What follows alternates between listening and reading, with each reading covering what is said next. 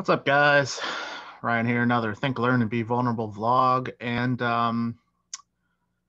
just gonna talk about some more politics, I guess. I don't know. It directly affects everybody, so it's worth talking about. Gonna talk about the American Rescue Plan and what provisions, excuse me, are in it, and how does this directly affect everybody, and what can we get from it? So let's run through some stuff. $1,400 stimulus checks for people that are making 80,000 or less. Obviously, this is good. People need the money. That could be rent. That could be food. We're in a pandemic. It's gonna be tough because people need some support. So it's nice that people are gonna get it. $300 extra unemployment per week till Labor Day. So most people are getting somewhere between $200 and $400 a week for unemployment, and then they would get an additional 300 on top of that. Obviously, that's huge. That's almost 100% or more than 100% for people that are unemployed. And a lot of us are still unemployed because of the pandemic. You know, unemployment numbers have gone down, but they went down from 1 million to like 800,000. So, yay. It means people are still losing their jobs. It means people still aren't able to find work. It means that people need this assistance. And there's a huge difference between 300 a week and 600 a week.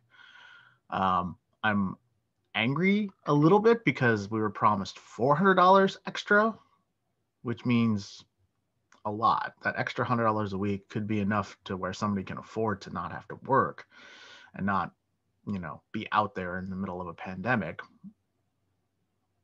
But hey, better than nothing.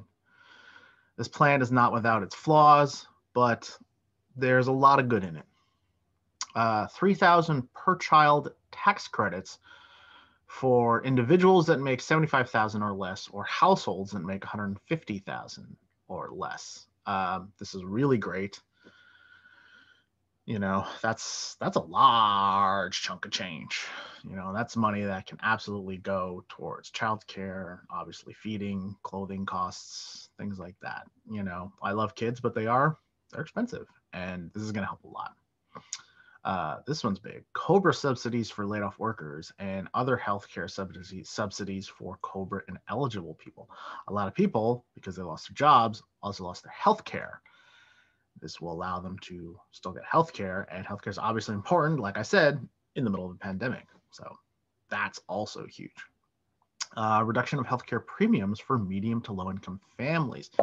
This one's really big and ties into the one that we just talked about. So a lot of people, they just simply can't afford to get sick because once the premiums hit, it's a huge, huge cost. Oftentimes they're underinsured. And this is going to allow people to be able to be more fully insured.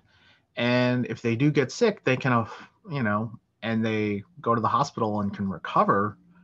Hopefully they can also recover financially a lot better. Here's a big one, $25 billion for rental assistance. So I don't know how to get it, but I'm sure if you look it up, you can figure it out. A lot of people, right?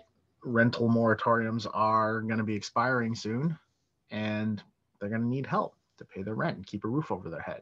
And this is one way to do it. So $350 billion for state and local governments. This is really big because this is going to allow us to create the infrastructure to get the vaccines out.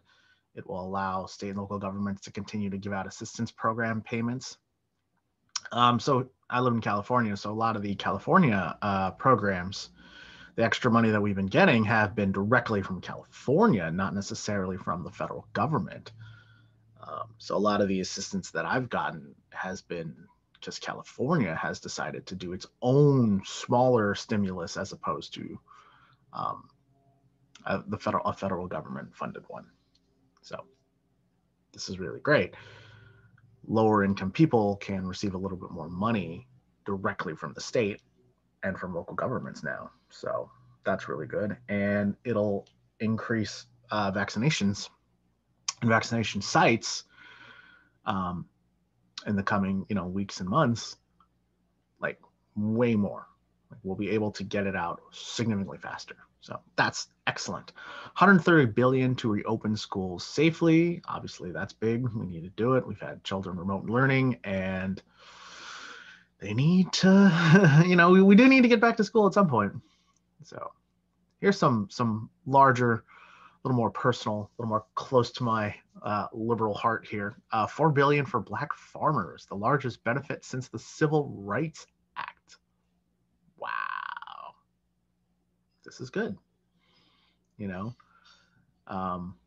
There are Black people living in rural areas, and there are Black people that, work the earth and work on farms and provide food for people, and they need help, and they've been hit really hard. And this is great. This is very targeted, necessary funding, and it's going to help out a lot. The largest investment into Native American programs in U.S. history. I don't actually have a number on this one. It's not actually that large from what I've seen, but it's still the largest in history, which is kind of a comment on America's stance towards Native American programs. Even though this is the largest in history, it's still not really that big. So we'll take it, but we can do better, America. Come on. An additional 20 billion in vaccine infrastructure. So obviously that's really big too. A lot of that is in the things that are needed to actually administer the vaccines, needles, for instance, workers, setting up sites, things like that, storage units, et cetera, et cetera. And probably the biggest thing that goes under the radar is expanded food assistance, childcare subsidies, and healthcare cost reductions that potentially could bring half of the children living in poverty out of poverty. Like,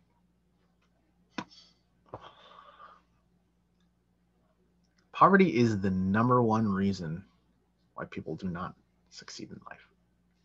I know that, duh, right? But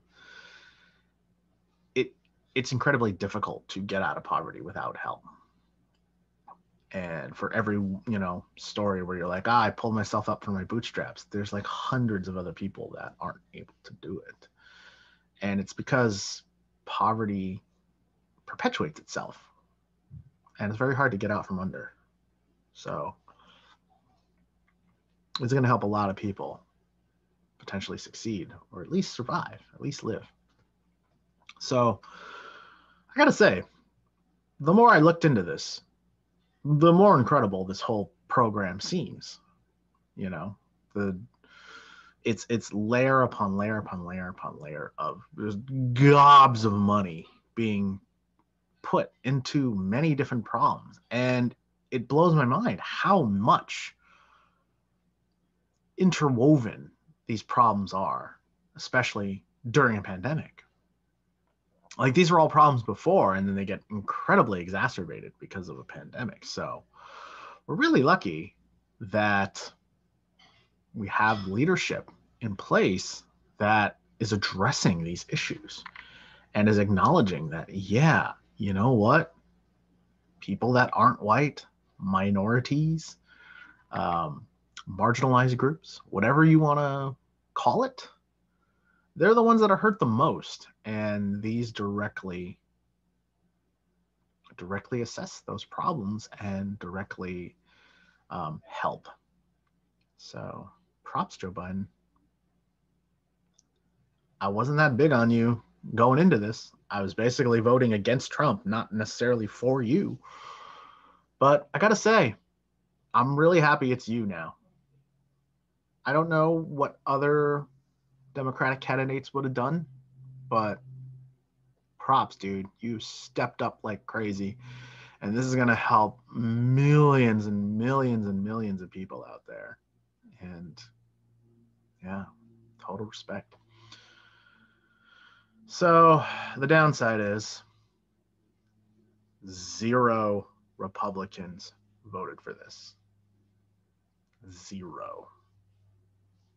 In a pandemic, no Republicans voted to give people stimulus checks, give people extra employment, give people tax credits, provide them with extra health insurance, provide them with rental assistance, provide money to governments, provide money for vaccine infrastructure, reopen schools, benefit Black farmers, Native American programs, food assistance, childcare subsidies, healthcare subsidies. All these things are in that bill. The Republicans voted against it. Why? Why are we trying to why are we worried? Are we worried about the deficit? Why are we worried about the deficit in the middle of a pandemic? It doesn't make sense to me. We've got people out there literally fucking dying, and you're like, oh, we need to save some money. Their lives are not worth the extra money saved. We're already 20 trillion in debt. You already gave a $2 trillion tax cut, which would have paid for this entire program if we didn't do that. And so this program should be free if you really think about it, right? If we don't give that tax cut to the rich, we get $2 trillion, then we can spend that $2 trillion on this, balancing the budget. But guess what, Republicans? You rammed through tax cuts, so now that money's not there. This is your own fault. You don't get to worry about the budget now after you fucked the budget, a year ago or 2 years ago. I'm sorry. It just doesn't work that way. Nobody cares about the budget anymore. Fuck your budget.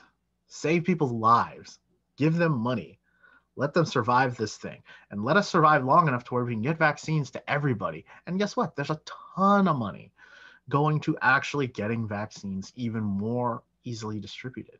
So props all the way. So, think, learn, and be vulnerable. Well, we need to think about where our votes are going.